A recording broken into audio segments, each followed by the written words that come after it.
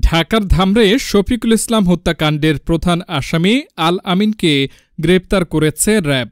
শুক্রবার ১৩ জন প্রেস রিলিজের মাধ্যমে গ্রেপ্তারের বিষয়টি নিশ্চিত করেন র্যাব ৪।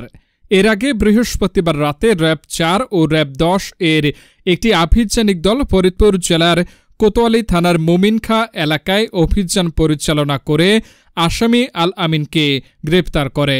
ঈদের দিন হত্যাকাণ্ডের ঘটনাটি এলাকায় চাঞ্চল্যের সৃষ্টি করে। পরে শফিকুলের পরিবারের পক্ষ থেকে ধামরাই থানায় একটি হত্যা মামলা দায়ের করা হলে র্যাব ৪ এর আভিযানিক দল হত্যাকাণ্ডের রহস্য উদ্ঘাটন এবং অপরাধীকে আইনের আওতায় আনতে ছায়া তদন্ত শুরু করে। মামলার এজাহার ও র্যাব জানায়, ভিকটিম মোহাম্মদ শফিকুল ইসলাম চাকুরির চেষ্টা করে আসছিল। টাকা পয়সা লেনদেন নিয়ে আসামিদের সাথে শফিকুলের পূর্ব শত্রুতা ছিল। গত ৬ জুন দুপুরে ভিকটিম মোহাম্মদ শফিকুল ইসলাম ঈদের মার্কেট করার জন্য বাসা থেকে বের হয়। মার্কেট শেষে রাতে বাড়ি ফেরার পথে ধামরাই উপজেলার বিলকুশনাই গ্রামের কাঁচা রাস্তার ওপর আসামি আল আমিন ও তার সহযোগীরা মিলে ছুরিকাঘাতে হত্যা করে আত্মগোপনে চলে যায়। গ্রেপ্তারকৃত আসামিদের বিরুদ্ধে আইনানুগ ব্যবস্থা গ্রহণ প্রক্রিয়াধীন রয়েছে বলেও জানায় র্যাব।